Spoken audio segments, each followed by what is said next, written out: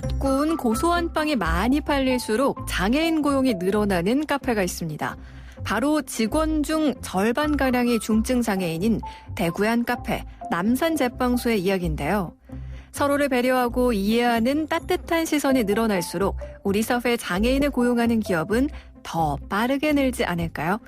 오늘 가치에서는요, 직장 속 장애인과 장애인의 고용 현황에 대한 이야기 나눠봅니다. 서울시립대 교수이자 한국장애인재단 이성유 이사장님과 함께합니다. 이사장님 안녕하세요. 네, 안녕하세요. 네, 며칠 전이 이 추분이었어요. 밤과 낮의 길이가 같아진다는 절기죠. 예. 이제 정말 오히려 겨울이 더 빨리 다가오는 게 아닐까 싶을 정도로 그렇죠. 예. 여름은 어느새 우리를 떠나갔는데요. 예. 이제 좀 밤에는 쌀쌀해서 외투 없이는 좀 힘들어요. 그렇죠? 그렇습니다. 예, 저녁은 역시 저녁이더라고요. 또.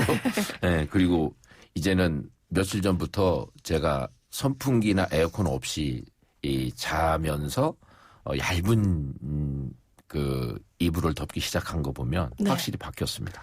저는 이제 좀 두꺼운 이불 덮으려고 하는데 열이 좀 많으신가 봐요, 이사장님. 이 가을 하면요, 여러 가지 수식어가 붙는 계절이잖아요. 그렇습니다. 뭐 천고마비의 계절이다, 뭐 이런 말을 저희가 패러디해서 천고아비, 하늘을 놓고 내가 살찐다, 뭐 이렇게 농담처럼 얘기하기도 하고, 뭐 독서의 계절이다, 뭐 아니면 나들이의 계절, 뭐 남자의 계절, 수남, 뭐 이런 얘기들도 많이 하긴 하는데, 이사장님께 가을은 어떤 계절인가요? 근데 저는 이제 남자이기 때문에 가을을 좀 타는 것 같긴 해요. 그래서 남자의 계절인 것 같기도 한데, 학교에 또 제가 봉직하고 있잖아요. 네. 그러다 보면 요즘 우리 제자들 얼굴을 이렇게 멀리 볼 수가 없어요. 정말 가슴이 아픈 부분이 있는데, 공채의 계절이라고도 저는 느껴지고 있는데, 요즘 이제 대기업에서 채용들을 이제 본격적으로 시작을 하고 있습니다. 9월부터 이제 하고 있는데, 그런데 장애인 쪽을 보면 이 채용의 계절이 더 어둡죠. 더 춥고. 그래서 그렇군요. 사실 하반기 하면 이제 9월부터 이제 공채가 시작이 되고 상반기 하면 또 2, 3월부터 이렇게 시작이 되는데 요즘 하도 이제 취업난으로 힘들다 하다고 하니까 가을이 앞서서 말한 것처럼 뭐 선고마비의 계절, 독서의 계절, 남자의 계절 이렇게 좀 낭만적인 계절만은 아닐 것 같아요. 그리고 말씀해주신 대로 장애인 고용 부분에 있어서는 훨씬 더 이제 어둡다는 이야기도 해주셨는데 실제 상황은 좀 어떤가요? 네, 보건복지부 산하기관에서 장애 통계 연보를 작년에 관한 거를 이제 발표를 했는데, 15세 이상 장애인 인구 대비 장애인 고용률이 36.5%고, 일반 인구 전국 고용률은 61.3%예요. 그러니까 이게 지금 장애인의 삶이 고용을 통해서 보면 거의 전체 인구의 절반 토막, 반 토막 수준이다. 이렇게 열악한 상황이 보고되고 있습니다. 뭐 막연하게 장애인들의 취업이 사실 쉽진 않을 거다라고 생각은 하고 있었는데 수치로 이렇게 얘기를 비교해 보니까 생각보다 훨씬 더 심각하다 뭐 이런 생각도 좀 들거든요.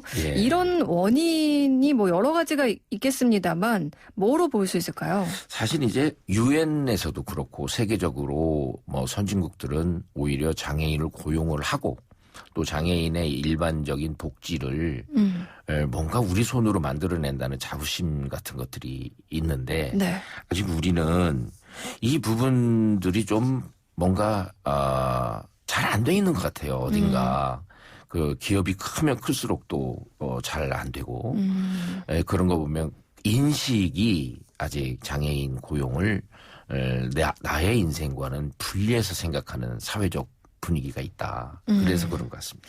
아무래도 이게 이럴 것 같아요. 고용의 필요성은 인지를 하긴 하지만 막상 현실에서는 고용이 이루어지지 않고 있는. 그렇습니다. 그러다 보니 어떻게 보면 인식이 조금 더 많이 확산하고 좀 더 깊게 인식돼야 된다. 뭐 이런 말씀인 것 같은데 그렇습니다. 실제 현장에서는 어떤가요?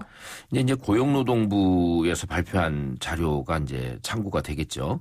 그래서 2018년 12월 기준으로 해서 국내 커다란 회사 있잖아요. 30대 대기업 중에서 장애인 의무 고용률을 채운 그런 회사는 딱 한 군데 있어요. 어디였나요? 대우조선해양이라고 여기에서 이제 뭔가 그 장애인들을 위해서 역시 여기서도 이제 빵 공장 같은 것도 만들고 해서 네. 전체 그 직원들이 간식하는 거 이런 것들을 그쪽에서 이제 공급도 하고 그런 회사인데 네. 그 이제 이 4.4%로 상당히 높아요. 이때 의무 고용률은 2.9%거든요. 그러니까 많이 앞섰는데 나머지 29개의 대기업은 부담금으로 떼었습니다. 그러니까 예. 고용을 하지 않는 대신 네. 어떻게 보면은 부담금을 돈으로 그냥 해결했다는 건 거잖아요. 그렇죠. 예.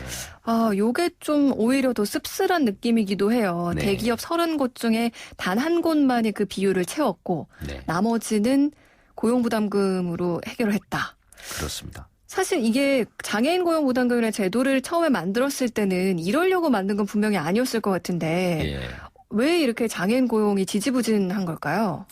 사실 그 제가 왜 30대 기업을 얘기했냐면요. 네. 우리하고 지금 상당히 이 사이가 좀 그렇게 좋지는 않은 일본도 이렇게 30대 기업이 앞장서요. 그리고 선진국일수록 그렇습니다. 네. 그리고 우리나라는 중소기업은 많이 채워요. 그러니까 이 30대 기업이 왜 앞장서지 않을까를 보면 네. 그 부담금이 전혀 부담이 안 되는 것 같아요. 금액이 좀 예, 이제 우선. 기업들한테는 좀 낮은 예. 느낌이라는 거죠. 그리고 그냥 내는 것도 뭐 지킨 거 아니냐 그런 생각을 갖고 있고 그래서 오히려 이 인사 담당 그 부서장 스스로가 이거요 그냥 냅시다. 우리 채용하기 너무 힘들어. 이런 사고 체계를 갖고 있는 것 같아요. 그래서 역시 뭔가 그 장애인을 고용하지 않는 네. 그런 그 회사들을 왜 고용을 안 합니까? 그러면 80%가 넘는 회사들이 고용할 의사가 없습니다. 그럼 왜 고용할 의사가 없습니까? 물어보면 장애인에게 그 줄만한 적합한 직무가 없습니다. 이렇게 말을 하거든요. 네. 그래서 이게 참 아까 씁쓸하다고 말씀하셨는데 네. 대단히 씁쓸한 게 직무를 장애인이 근무를 같이 할 수 있도록 분할을 하면 되는데 네. 이 직무 분할할 생각을 안 해요. 그러고 그냥 부담금으로 그냥 내고 깔끔하게 처리합시다. 이런 생각을 갖고 있는 것 같습니다.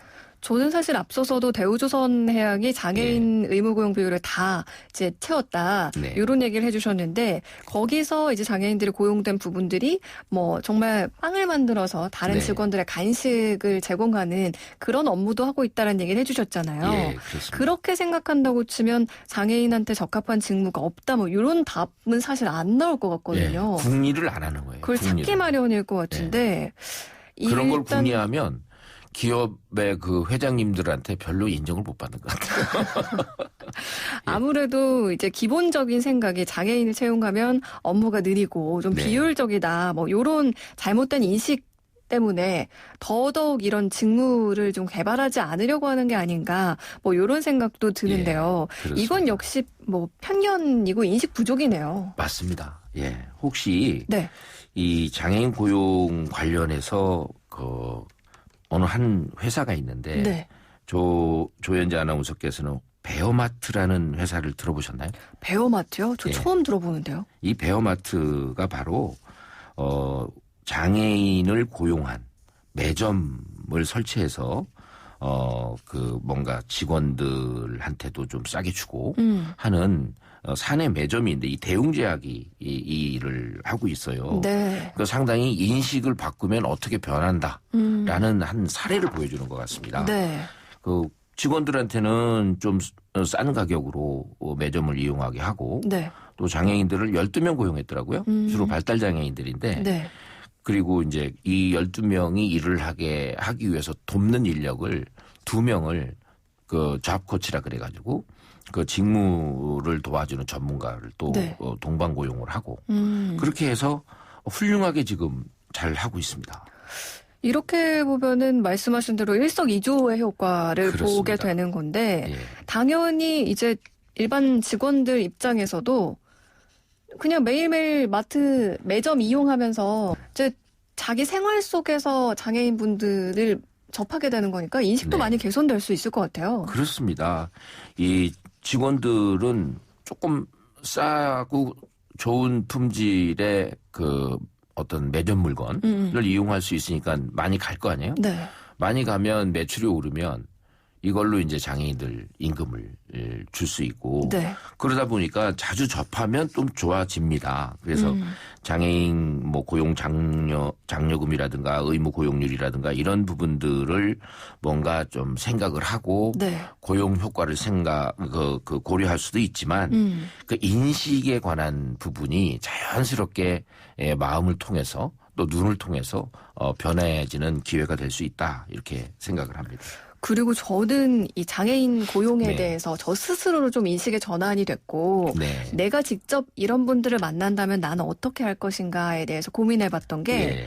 작년에 한 자동차 기업의 네. 온라인 광고가 아주 유명했었어요. 그렇습니다. 청각장애인 분이 택시 예. 기사가 되는 예. 고요한 택시. 네. 요거 정말 화제였거든요. 그랬죠. 유튜브 조회수도 700만이 넘었었어요. 그리고 아주 영상 자체가 많이 인식이 된 그런 건데 과학기술하고 정보통신 기술이 어떻게 발달장애인이 겪는 물리적 환경을 해소하고 또 고용 영역이 확대되느냐 이런 거를 감안할 때에 이 청각장애에게 택시기사가 되게 하는 그 ICT 네. 가 이제 활용이 된 건데요. 물론 이제 55데시벨이라는 약간 들을 수 있는 청각장애만 기사를 할 수는 있지만 네. 이 영역을 자꾸 더 넓히면 충분히 더 넓힐 수 있는 가능성을 보여준 거죠. 그러니까 거기서 또 보면요. 이제 급해가지고 택시를 탄 분 같은 경우는 네. 그 순간 바로바로 나와 의사소통이 안 되니까 답답할 수 있어요. 예. 하지만 그분의 상황을 조금이나마 바로 그 화면을 통해서 본다면 네. 금세 또 이해하고 승객들도 적응하고 네. 이제 이야기를 하잖아요. 예.